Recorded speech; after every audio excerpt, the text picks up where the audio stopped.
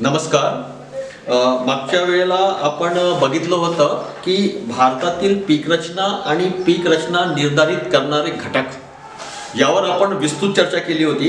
त्यामध्ये आपण काय काय बघितलं होतं की भारतीय शेतीची जी काही उत्पादकता आहे त्यासाठी निर्धारित करणारे घटक कोणते कोणते आहेत.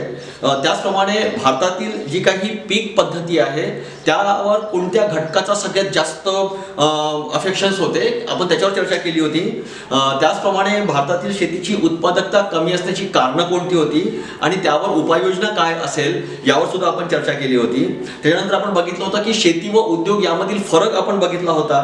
त्याचप्रमाणे भारतीय पीक पद्धतीवर प्रभाव टाकणाऱ्या ज्या काही आर्थिक घटक आहेत त्याविषयी आपण विस्तृत चर्चा केली होती. पिकाची संरचना व सरकारी उपाययोजना यावर सुद्धा आपण प्रकाश टाकलेला.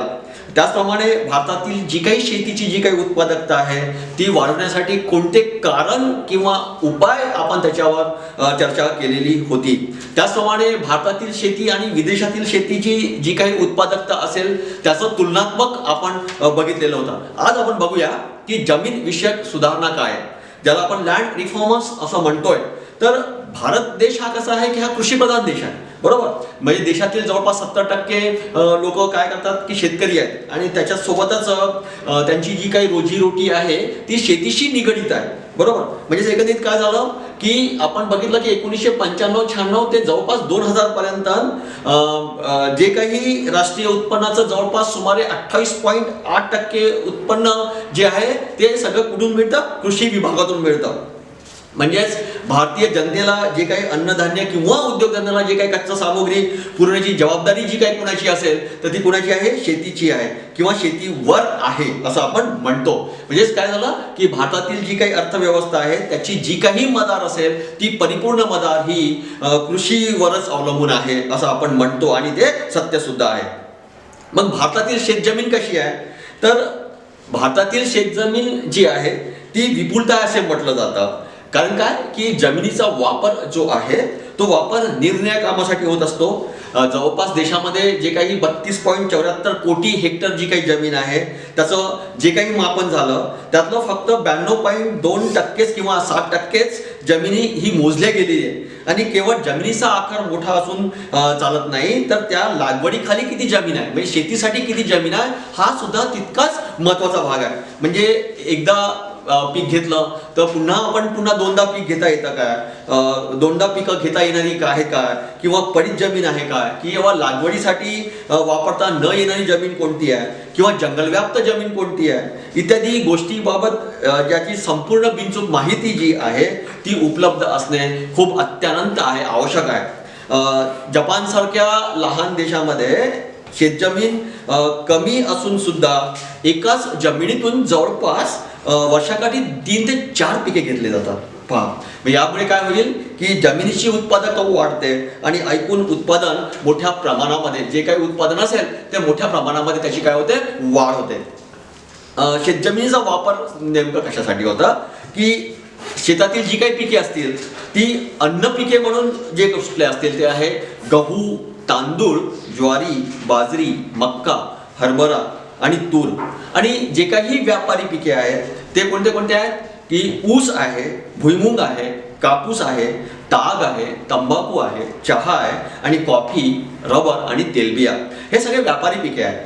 म्हणजे एकंदरीत काय झालेलं की अन्न पिके आणि व्यापारी पिके याचं आपण दोघांनाही काय केलं, डिवाइड केलं किंवा आपण वेगळं केलं, त्याला बायफर्केट केलं. तर पुन्हा एकदा सांगतो की अन्न पिके कोणते कोणते आहेत, गहू आहे, तांदूळ आहे, ज्वारी आहे, बाजरी आहे, मक्का आहे, हरभरा आहे आणि तूर आहे. आणि व्यापारी पिके कोणते कोणते आहेत, ऊस, भुईमुग, कापूस, ताग, तंबाखू, चहा, कॉफी, रबर आणि तेलबिया. आता शेतीची जी काही उत्पादकता आहे, आता शेतीची उत्पादकता म्हणजे काय, तर शेतीची उत्पादकता म्हणजे उत्पादन क्षमता किंवा उत्पादन करण्याची शक्ती. 1 हेक्टर जमिनीमध्ये जेवढे उत्पादन होते त्याला जमिनीची उत्पादकता असे म्हणतात. म्हणजे 1 हेक्टरमध्ये तुम्ही किती उत्पादन करता आणि तीच शेतीची उत्पादकता आहे. आता आपण बघूया की भारतीय शेतीच्या जी काही कमी उत्पादकाची जी काही कारणे आहेत ती नेमकी कारणे कोणती आहेत, म्हणजे कोणत्या कारणामुळे शेतीमध्ये उत्पादन जे आहे ते कमी प्रमाणामध्ये होत आहे. आता सगळ्यात महत्वाचं म्हणजे की सामाजिक वातावरण हे कसं आहे, प्रतिकूल आहे. सामाजिक वातावरण कसं आहे, हे प्रतिकूल आहे. म्हणजे ग्रामीण भागामध्ये जी काही कृषी विकासासाठी जे काही वातावरण जे काही प्रतिकूल असतं, किंवा भारतातील शेतकरी हे कसे आहेत, अशिक्षित आहे, अंधश्रद्धाळू आहेत, पुराणमतवादी आहेत आणि नवीन तंत्राबाबत काय आहेत, उदासीन आहेत. आता उत्पादन वाढीसाठी जे काही फारसं अनुकूल असं वातावरण नसल्यामुळे उत्पादकावर त्याचा विपरीत परिणाम होत असतो. आता दुसरं जे कारण जे आहे ते आहे लोकसंख्येचा अतिरिक्त भार. आता तुम्ही बघितलं असेल की देशामधील जी काही लोकसंख्या आहे ती कृषीवर सगळ्यात जास्त अवलंबून आहे. म्हणजे जर का आपण 1901चा जर का आपण विचार केला तर भारताची जी काही लोकसंख्या होती ती 16.3 कोटी होती, बरोबर. म्हणजे हाच आकडा 1981 मध्ये 44.2 कोटीवर गेलेला आणि 1991 मध्ये हाच आकडा 59 कोटीपर्यंत वाढला. म्हणजे लोकसंख्येचा अतिरिक्त बोज वाढला, शेतीवर अतिरिक्त बोज वाढू लागला, पण शेत जमीन मात्र तितकीच राहिली. म्हणजे याचा अर्थ झाला की सरासरी आज 2.63 हेक्टर पर्यंत काय झालेला आहे, कमी झालेला आपल्याला दिसून येतं. म्हणजेच एकंदरीत लोकसंख्येचा जो अतिरिक्त भारामुळे शेतीची जी काही कमी उत्पादकतेचे जे महत्वाचं कारण याच्यामध्ये अफेक्शनेबल आहे. तिसरी गोष्ट अशी की जी काही जमीन व्यवस्था आहे हे सुद्धा एक सगळ्यात महत्वाचं कारण आहे.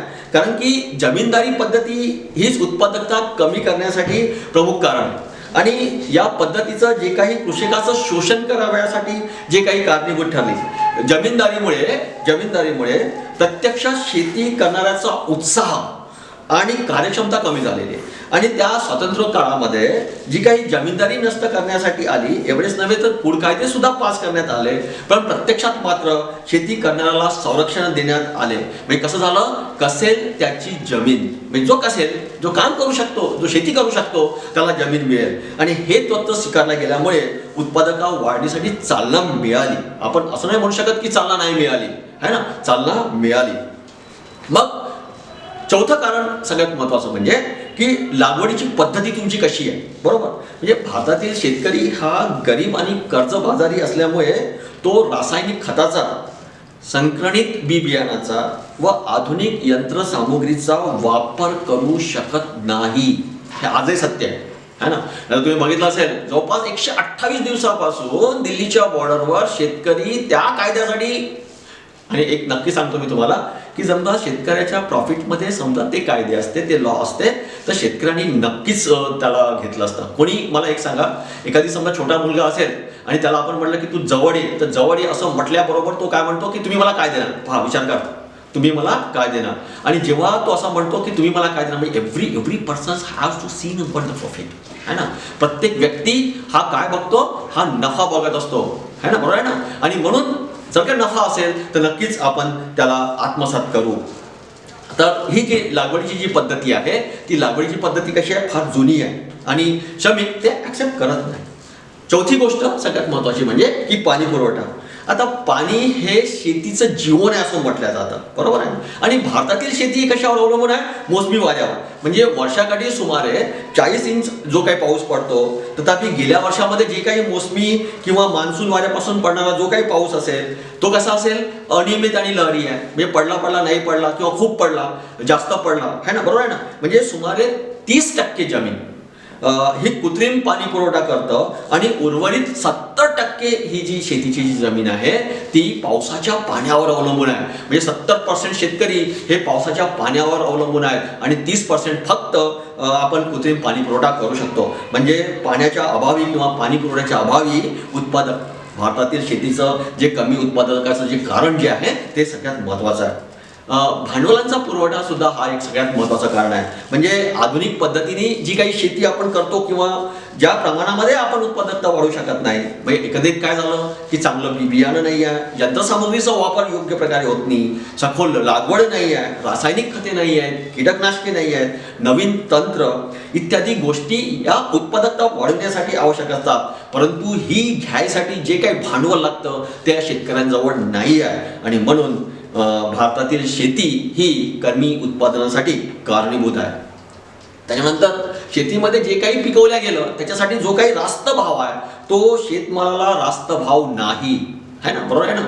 आता समजा सकाळी समजा आपण बघितलं की समजा 50 रुपये किलो वांगे असतील, शेतीतून पिकून आलेले फळं किंवा भाज्या, आपण भाज्यावर जास्त कॉन्सन्ट्रेट करू सध्या, तर सगळ्यात महत्त्वाचं म्हणजे जी काही भाजी 50 रुपये किलो असेल तर संध्याकाळ होतपर्यंत ती 10 रुपये किलोवर येते. म्हणजे उरलेला उर्वरित माल हा त्या व्यापारावर बसतो. म्हणजे शेतमालाला शेतकऱ्यांकडून जो काही भाव मिळत नाही तो भाव त्यांना न मिळाल्यामुळे सगळ्यात महत्त्वाचं म्हणजे उत्पादकता ही काय होत्या कमी होतं. म्हणजे शेतमालाला जो काही भाव जो मिळत नाही आणि त्याच्यातली जी काही उत्पन्नता जी काही असेल आणि जी काही उत्पादनातील जी काही प्रेरणा असेल ती नेमकी दिवसेंदिवस कमी होत जाते. त्याला असं वाटते. आता तुम्ही मधामध्ये समजा हरियाणाचं समजा ग्रीनफील्ड समजा बघितलं असेल टीव्हीवर, प्रत्येक चॅनल्समध्ये दाखवलं, त्यांनी काय केलं की उभा ट्रॅक्टर त्या शेतावरून फिरवून टाकला. कारण काय, मागच्या वेळेला तुम्ही बघितलं असेल in the month of the May 2020 कोविडमध्ये तुम्ही बघितलं असेल की दुधाला भाव मिळत नव्हता, तर त्यांनी पूर्ण दुधा टँक कॅन्स सगळेच्या सगळे रस्त्यावर फेकून दिलेत. कारण काय की जो रास्त भाव होता तो रास्त भाव त्या शेतकऱ्याला मिळत नसल्यामुळे त्याला असं वाटलं की बा आपण जी लावलेली जी काही रक्कम आहे त्याच्यापेक्षा समजा आपल्याला कमी मिळत असेल, ज्याला आपण पाण्याचा भाव असा म्हणू, तर पाण्याचा भाव जर का त्याला मिळत असेल तर नक्कीच तो बरोबर नाही. आणि हे सगळं उत्पादनासाठी भारताच्या शेतीच्या विकासासाठी प्रमुख कारणं रिफ्लेक्ट होतात. विपणनातील अडचणी आहे. आता देशातील शेतमालाच्या ज्या काही विपणनाची व्यवस्था आहे ती सदोष आहे आणि उत्पादित मालाच्या संग्रहासाठी जी काही गोदामाची जी व्यवस्था नाही आहे, बरोबर, म्हणजे वाहतुकीच्या सोयी अपुऱ्या आहेत, नियंत्रित बाजारपेठांचा अभाव आहे आणि कित्येक ठिकाणी प्रमाणित वजन आणि मापे नसल्यामुळे त्याच्यामुळे शेतकऱ्यांची काय होते, फसवणूक होत असते. आणि व्यापारी, दलाल आणि अडते हे जे मध्यमवर्ग किंवा कमी भावाने माल घेऊन काही दिवसामध्ये जास्त भावाने तो माल विकतात. म्हणजे शेतमालाची जी काही विपणन व्यवस्था जी आहे ती सदोष असल्यामुळे शेतकऱ्याचं अतोनात नुकसान होतं आणि हे सगळ्यात महत्त्वाचं कारण त्या भारतातील शेतीच्या कमी उत्पादकतेसाठी महत्त्वपूर्ण आहे. तांत्रिक हे मागासलेपणाचं आहे, बरोबर. आता विकसित देशामध्ये जी काही शेती होतं ती नवीन तंत्रज्ञानाच्या माध्यमातून होतं. मात्र भारतामध्ये जी काही शेती होतं ते जुनेच तंत्र आणि यंत्र वापरून केली जातं. कृषीविषयक नवीन संशोधन व प्रयोग हे खूप कमी प्रमाणामध्ये आहे. जे काही संशोधन व्हायला पाहिजे, ज्या पद्धतीने संशोधन व्हायला पाहिजे ते कमी आहे. उत्पादकता वाढविण्यासाठी जे काही फायदेशीर अशा आधुनिक तंत्राचा जो काही अवलंब आपण करतो तो जो काही अत्यावश्यक आहे आणि तो होत नाही आणि त्या कारणाने भारतामध्ये तांत्रिक मागासलेपण हे शेती कमी उत्पादनाचं एक प्रमुख कारण आहे आणि महत्त्वाचं कारण आहे. ते सगळ्यात महत्त्वाचं कारण आहे. आणि त्याच्यानंतर आपण बघूया की उत्पादन वाढविण्यासाठी ज्या काही उपाययोजना आहेत त्या काय उपाययोजना असतील तर ते बघता येईल. सगळ्यात महत्त्वाचं म्हणजे की ज्या काही उत्पादकता वाढविण्यासाठी जे काही उपाय आपण बघू ते उपाय काय असतील तर कृषी उत्पादनं वाढवण्यासाठी जे काही सामाजिक वातावरण निर्माण करणं, शेतीवरील लोकसंख्येचा जो काही भार आहे तो कमी करणे, जमीन व्यवस्थेमधील जे काही दोष असतील ते दूर करण्याचा आपण प्रयत्न करायला पाहिजेत, लागवडीच्या पद्धतीमध्ये सुधारणा करायला पाहिजेत आणि पाणी पुरवठ्याच्या व भांडवलाच्या पुरेशा सोयी निर्माण करणे हे सुद्धा तितकंच महत्त्वाचं आहे. आणि शेतमालाला जो काही योग्य भाव देऊन जे काही विपणन व्यवस्थेमध्ये जे काही दोष दूर करायचे आहेत ते सुद्धा तितकंच महत्त्वाचं आहे. तसंच तांत्रिक मागासलेपण दूर करणे हे सुद्धा तितकंच महत्त्वाचं आहे, म्हणजे अनिवार्य आहे असं आपण म्हणूया. कारण काय की जर का आपण तांत्रिक समजा आपण सुधारणा केली तर नक्कीच शेतीमालासाठी आपण जास्त रास्त आपण हे करू. त्यानंतर आपण बघूया की भारतातील जमीन व्यवस्था ही कशी आहे. आता भारतातील जमीन व्यवस्था ही जी आहे ही कृषी व्यवस्थापनासाठी सगळ्यात महत्त्वाचं म्हणजे अडचण ठरली आहे. शेतीमध्ये कसं असेल की जमीन कसणारे आणि जमीन मालक. पहा, मी तुम्हाला पुन्हा एकदा सांगतो की शेतीमध्ये जमीन कसणारे आणि जमीन मालक असे प्रमुख दोन वर्ग आहेत. म्हणजे एक जमीन कसणारा आहे आणि दुसरा जमीन मालक आहे. आणि याच्या जमिनीबाबत जे हक्क असेल आणि ती महत्त्वाची बाब असते. कसणाऱ्याला मालकीची जमीन असेल व त्यावर तो जास्त मेहनत करून काय करेल, अधिक पीक घेईल आणि तीच जमीन समजा दुसऱ्याच्या मालकीची असेल तर उत्पादकता काय होईल, कमी होईल. म्हणजे समजा तो मालक असेल आणि तोच समजा स्वतः शेती करत असेल तर जास्त उत्पादकता करण्याचा तो प्रयत्न करेल, है ना. आता तुम्ही कालच्या पेपरमध्ये बघितलं असेल की कमलनयन बजाज फाउंडेशन्समध्ये एका शेतकऱ्यांनी झिरो बेस बजेट्सवर 1,91,000 लसूणाचं उत्पादन घेतलं. कालच्या लोकमतमध्ये जर का तुम्ही वाचला पेज नंबर 3 वर ते दिलेलं आहे माहिती. तर त्या शेतकऱ्यांनी जवळपास 1.5 लाखाचं लसूणाचं उत्पादनामध्ये प्रॉफिट घेतलेला, म्हणजे जवळपास 40,000 रुपये समजा सोडले, 1,90,000 रुपयाचा तसा तो माल झाला. 40 म्हणजे एकंदरीत समजा तुम्ही काही नवीन तंत्रज्ञानाचा वापर केला, नवीन प्रयोग समजा केले, तर नक्कीच तुम्हाला त्याच्यामध्ये जास्त फायदा होईल. म्हणजे एकंदरीत कसं झालं की त्याचीच जमीन आणि त्या जमिनीवर त्याने जे काही उत्पादन घेतलं ते उत्पादन त्याला प्रॉफिटमध्ये घेऊन गेलं. म्हणजे एकंदरीत काय झालं की समजा स्वतःची जमीन असेल, स्वतःची समजा शेत जमीन असेल, तर ती शेतजमीन जास्त उत्पादन करण्यामध्ये प्रवृत्त करेल. त्यानंतर आपण बघूया की जमीन व्यवस्थेमध्ये कोणते कोणते प्रकार आहेत. बरोबर. आता जमीन व्यवस्थेमध्ये जे काही प्रकार आहेत त्यातला पहिला प्रकार हे आहे की जमीनदारी. आता जमीनदारी पद्धती ज्याला आपण म्हणू, त्याला इंग्रजीमध्ये सुद्धा जमीनदारी सिस्टमच आपण म्हणूया. बरोबर. तर जमीनदारी पद्धती ही आहे की इंग्रजांच्या काळामध्ये जी काही जमीनदारी पद्धती प्रचलित होती त्या एकूण जमिनीपैकी 40% जमीनदाराकडे होती. म्हणजे पश्चिम बंगाल, बिहार, ओरिसा, उत्तर प्रदेश, आंध्र प्रदेश, मध्य प्रदेशमध्ये ही जमीनदारी पद्धती खूप मोठ्या प्रमाणामध्ये अस्तित्वात होती. मी तुम्हाला पुन्हा एकदा सांगतो, पश्चिम बंगाल, बिहार, ओरिसा, उत्तर प्रदेश, आंध्र प्रदेश व मध्य प्रदेश या जवळपास 6 ते 7 स्टेट्समध्ये जमीनदारी पद्धती अस्तित्वात होती. म्हणजे जमीनदाराच्या मालकीची शेकडो एकर जमीन होती आणि विशिष्ट प्रदेशातील शेतसारा सरकारकडे काय व्हायचा, जमा करण्याची जबाबदारी त्या जमीनदारावर सोपवण्यात आली होती. म्हणजे जमीनदार हे जमिनीचे मालक बनले. शेतसारा 25 ते 30 वर्षानंतर बदलता येईल अशी तरतूद करण्यात आली आणि जमीनदार शेतकरी कुळांना कसण्यासाठी जमीन देऊ लागला. म्हणजे सगळ्यात पहिली पद्धती जी होती ती जमीनदारी पद्धती होती. दुसरी जी काही पद्धती होती ती पद्धती कुठली होती, महालवारी पद्धती होती. या पद्धतीमध्ये गावातील शेतजमीन गावातील सर्व लोकांच्या मालकीची असते. पहा मी काय म्हणतात, महालवारी पद्धतीमध्ये काय असतं की गावातील जितकी काही शेतजमीन असेल, ज्या गावामध्ये जितकी काही शेतजमीन असेल ती सर्वांच्या मालकीची असेल. आणि हे कुठे कुठे होतं, पंजाब, उत्तर प्रदेश आणि मध्य प्रदेशामध्ये. या भागामध्ये काहीच भागामध्ये फक्त महालवारी पद्धती अस्तित्वात होती आणि या पद्धतीनुसार गावातील संपूर्ण किंवा ठराविक जागेतील महत्व महाल असे संबोधले जायचं. बरोबर. म्हणजे महाल म्हणजे त्या गावातील सगळ्यात मोठी शेतजमीन आणि ती सगळ्यांच्या मालकी हक्काची. म्हणजेच जमिनीचा जो शेतसारा होता तो सरकारकडे जमा करण्याची जबाबदारी त्या पर्टिक्युलर त्या व्यक्तीच्या महालच्या प्रत्येक भागीदारामध्ये आणि संयुक्तपणे सर्व गावकऱ्याला होती किंवा असते असं आपण म्हणू. आणि सरकारशी व्यवहार करण्यासाठी महालचे भागीदार आपल्यापैकी एखाद्याची नियुक्ती करत होते आणि त्या पद्धतीमध्ये शेतसारा हा 30 ते 40 वर्षासाठी ठेवला जातो आणि निर्धारित कालावधीमध्ये त्याच्यात बदल सुद्धा करता येतो. म्हणजे दुसरी जी पद्धती होती ती पद्धती होती महालवारी पद्धती. म्हणजे त्या गावामध्ये जितकी काही जमीन असेल, शेतजमीन असेल, ती सर्वच्या सर्व त्या गावाची असेल आणि त्या तिथला प्रत्येक व्यक्ती त्याचा हक्क असेल आणि त्या हक्कानुसार ती शेतजमीनमध्ये शेतमाल उत्पन्न करत होते. ही झाली दुसरी पद्धती. तिसरी पद्धती अशी होती की रयतवारी पद्धती, ज्याला आपण म्हणू रयतवारी सिस्टम्स आपण असं त्याला म्हणूया. की जमीनदारी पद्धतीच्या ज्या काही उच्चाटनानंतर भारताचा बहुतांश भाग हा रयतवारी पद्धतीमध्ये अंमलात आणला गेला. म्हणजे जमिनीचा मालक किंवा भूस्वामी आपल्या जमिनीचा जो काही शेतसारा असतो तो सरकारला देत असतो आणि जमीन मालक हा शेतसाऱ्यासाठी जबाबदार समजला जायचा.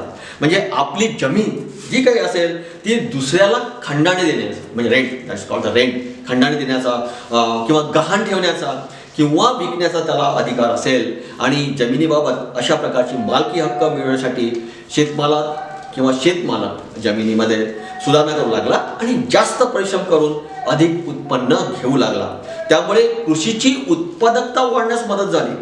काही जमीन मालकांनी काय केलं की शेतीवर स्वतःच राबून आपली जमीन इतरांना खंडाने देताना आणि आपली उपजीविका भागविताना दोन्ही टर्मिनॉलॉजीज त्यांनी कन्सिडरेशन्स केला. म्हणजे एकंदरीत देशातून जमीनदार पद्धतीचं जे काही निर्मूलन झालं आणि जे काही रयतवारी पद्धती प्रचलित आली त्यामुळे बहुसंख्य शेतकरी आपली जमीन स्वतःच करताना आपल्याला दिसून आलेलं आणि काही शेतकरी मात्र दुसऱ्याची जमीन वाहताना दिसून आली. म्हणजे पहा, शेतकरी 2 भागामध्ये विखुरला गेला. एक स्वतःची जमीन स्वतःच शेतीत राबण्याची आणि दुसरी की दुसऱ्याच्या शेतजमिनीमध्ये जाऊन राबण्याची, आणि अशा प्रकारचं जवळपास 13% जे काही प्रमाण होतं ते आपल्याला दिसून येतं. आणि जवळपास 2% शेतमालक केवळ आपली जमीन इतरांना वाहण्यासाठी देण्यात आली, आणि त्यापासून त्यांना जो काही खंड पण मिळाला, आणि जमीनदारीऐवजी जी काही रहतवारी पद्धती आल्यामुळे जमीन व्यवस्थेचा जो काही प्रश्न होता तो समाधानकारक सुटेल असं आपण तर म्हणू शकत नाही. पण शेतमालक सरकारला शेतसारा देताना, परंतु आपल्या शेतीबाबत कसलीही माहिती नसल्यामुळे दुसऱ्याच्या वाहनासाठी जमीन देणे आणि खंड वसूल करणे हे त्यांचं सगळ्यात महत्त्वाचं कर्तव्य असं दिसून आलेलं. म्हणजे रहितवारी पद्धती ही मॉडिफाईड झालेली दिसली, त्याच्यामध्ये जमीनदारी पद्धतीमध्ये बदल झाला, महालवारी पद्धतीमध्ये बदल झाला, आणि रहितवारी पद्धती ही अंमलात आली. त्यानंतर आपण बघूया की जमिनीचं जे काही विभाजन झालं, ज्याला आपण सबडिव्हिजन्स ऑफ द लँड असं म्हणूया, बरोबर. आता मुळामध्ये जे काही भारतातील शेतजमीन होती ती विषम स्वरूपाची झाली. म्हणजे सुमारे 50% शेतकरी ज्या कुटुंबांना जवळपास 1 हेक्टरपेक्षा कमी जमीन आली, आणि जमिनीचे लहान लहान तुकडे बहुसंख्य शेतकऱ्यामध्ये वाटण्यात आले, किंवा आपण त्याला म्हणू की त्यांनी त्यांचं पार्टिसिपेशन केलं फॅमिलीमध्ये, आणि म्हणजे काय आपण त्याला म्हणू की बटवारा झाला असं आपण म्हणूया, बरोबर. आणि जमिनीचा असा तुकड्यांमध्ये हा जो आंतरविभागीय होत गेला, किंवा एखाद्याच्या मालकीचे जमिनीमध्ये जे काही भिन्न लोकांमध्ये जे काही विभाजन घडून आलं, आणि तेच विभाजन किंवा उपविभाजन आपण असं त्याला म्हणूया. आता आंतरविभाजन किंवा उपविभाजन किंवा विभाजनासाठी कारणं कोणती हे झालं. सगळ्यात महत्त्वाचं म्हणजे लोकसंख्येमध्ये जी काही वाढ झाली, त्या लोकसंख्येमध्ये वाढ झाल्यामुळे वारसा हक्क म्हणा, किंवा लोकसंख्येमध्ये जी काही वाढ झाली ती मोठ्या प्रमाणामध्ये वाढ झाल्यामुळे शेतीवरील लोकसंख्येचा भार हा वाढला, आणि लहानशा जमिनीवर हक्क मागण्यासाठी वारसदारांची संख्या वाढली. त्यानंतर दुसरं सगळ्यात महत्त्वाचं कारण म्हणजे वारस हक्कदारांचा कायदा हा लागलेला, बरोबर. म्हणजे देशातील लोकांसाठी वारसा हक्काचे जे काही कायदे प्रचलित झाले, त्यानुसार त्या कायद्यानुसार वडिलाची जी काही संपत्ती असेल ती मुलाबाळांना सारख्या प्रमाणामध्ये वाटावी लागली, आणि या कायद्यामुळे वडिलोपार्जित जमिनीचं विभाजन वारसदारामध्ये होत असते आणि झालेलं. त्यानंतर तिसरं सगळ्यात महत्त्वाचं कारण म्हणजे वैयक्तिक स्वातंत्र्याची वृत्ती. आता इंग्रजांच्या काळामध्ये जे काही खाजगी मालमत्ता आणि वैयक्तिक स्वातंत्र्य यावर भर देण्यात आला, बरोबर. त्यामुळे कुटुंबातून बाहेर पडून स्वतंत्र होण्याची जी काही प्रवृत्ती वाढू लागली, म्हणजे भारतामध्ये संयुक्त कुटुंब पद्धती जॉईंट फॅमिली सिस्टम्स होती ती मोडकळीस आली, आणि प्रत्येक वारसदार आपल्या जमिनीवरचा हक्क सांगू लागला, आणि वेगळी होण्याची भाषा बोलू लागला. परिणामतः काय झालं की शेतीचे लहान लहान तुकडे झाले, आणि त्या तुकड्यामध्ये जे काही विभाजन होत गेलं ते विभाजन मोठ्या प्रमाणामध्ये आपल्याला होताना दिसून येतं. हस्त व्यवसायाचा राज झाला, बरोबर आहे ना. ब्रिटन काळामध्ये जो काही हस्त व्यवसाय होतं किंवा ग्रामोद्योग होतं, असं म्हणतात की ढाक्याची मलमल ही आगपेटीच्या एका डब्बीमध्ये येत होती. म्हणजे काय हस्तकला असेल ना.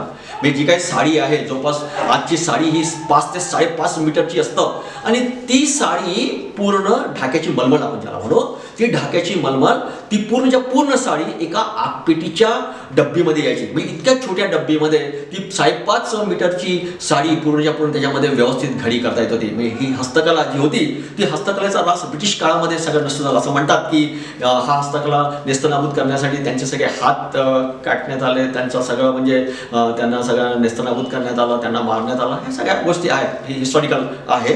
आणि त्या कारणाने काय झालं की हस्तकला किंवा ग्रामोद्योग हा ह्रास पावत गेला. हस्त व्यवसायाच्या मालाला सगळ्यात महत्त्वाचं म्हणजे पूर्ण भारतामध्ये पूर्ण एक कारण झालं की कारखान्यामध्ये जो काही माल तयार व्हायचा तो जो माल जो होता तो माल त्या ठिकाणी काय झालं डिस्ट्रीब्यूट झाला, म्हणजे त्याचं कंपॅरिझन व्हायला लागलं.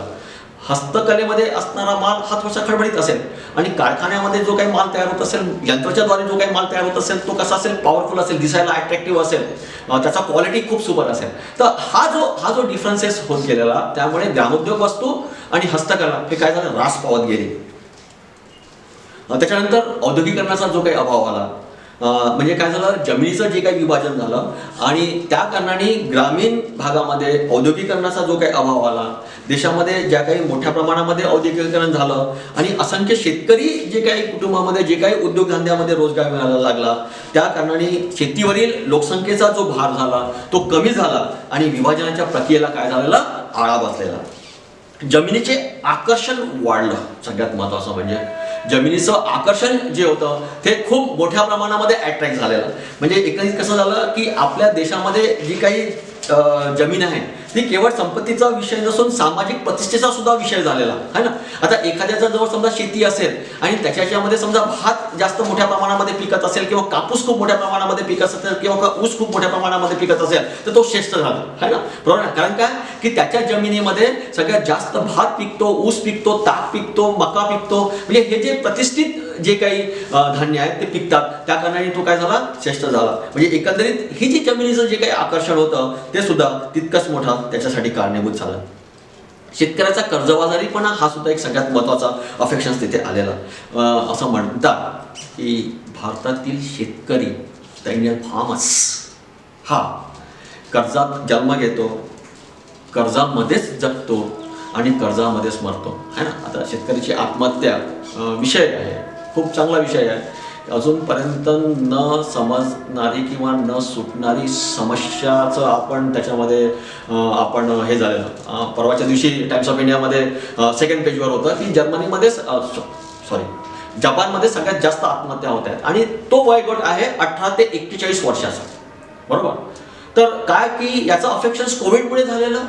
त्या कारणाने जपान गव्हर्नमेंटनी पर्टिक्युलर एक कक्ष उघडला आणि त्या कक्षामध्ये why they have to suicide the peoples of the Japanese असं म्हणून पर्टिक्युलर एक दालन ओपन केलं आणि त्या दालनामध्ये तो विषय ठेवला गेला आणि त्याच्यासाठी एक खूप मोठी त्या जपानमध्ये कमिटी नेमण्यात आली. आणि ते कमिटीचं नुसतं काम काय आहे की असं कोणतं कारण आहे की 18 वर्षापासून तर 41 वर्षापर्यंतचे जे काही लोक आहेत ते सुसाईड्स करत आहेत. पहा, सगळ्यात महत्त्वाचं म्हणजे एकंदरीत कसं झालं, होऊ शकते की लोकसंख्या कमी असल्यामुळे त्याच्यावर सगळ्यात जास्त भर देण्यात आलेला.